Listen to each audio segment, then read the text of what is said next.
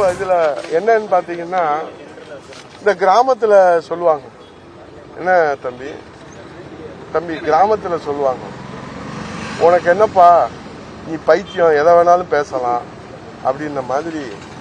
அம்மா அவர்கள் 10 ஆண்டு அவரை நடவடிக்கை எடுத்ததுனால மனநலம் பாதிக்கப்பட்டு விட்டாரோ என்கிற ஒரு கவலை அவருடைய தம்பிமார்களான எங்களுக்கெல்லாம் ஏற்பட்டிருக்கு.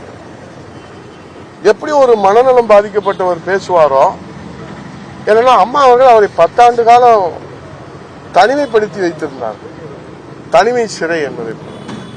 ஆகவே அவரோடு உடன் பிறக்கவில்லையே என்ற கவலை எங்களுக்கு இருக்கிறது. அப்படிப்பட்ட தம்பிமார்களான நாங்கள் அவர் மனநலம் பாதிக்கப்பட்டு பொது வாழ்க்கையில இப்படி ஒரு நிலை அவருக்கு ஏற்பட்டு விட்டதோ என்கிற மிகப்பெரிய கவலை எங்களுக்கு எல்லோருக்கும் ஏற்பட்டிருக்கு. இப்போது அவர் பேசுகிறார் கொடநாடு வழக்கு பற்றி.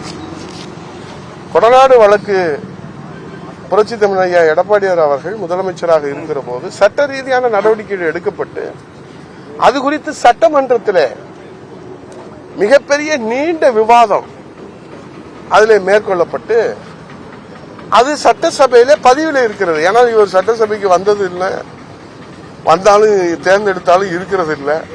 அதனால சட்டசபை பதிவுகளை படித்து விட்டு வேண்டுமானால் அவர் இது குறித்து பேசலாம். அவர் என்ன சொல்றாரு,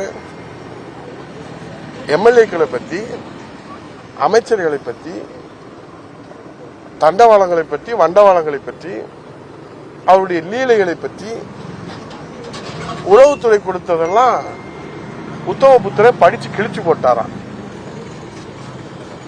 எவ்வளவு ஒரு கீழ்த்தரமான ஒரு சிறுமைப்படுத்துகிற ஒரு எண்ணம் என்று பார்க்கும். வெறுவாயிலே அவள் மெல்லுவார் இவரு, அதாவது வெறுவாயிலே அவளே இல்லாம வெறுவாயிலே மெல்றவர் இவரு. இவர் சொல்றாரு எல்லாத்தையுமே படிச்சு கிழிச்சிட்டோம். எப்படி எதை வேண்டுமானாலும் பொதுவெளியில பேசி விடலாமா? இது என்ன நியாயம்?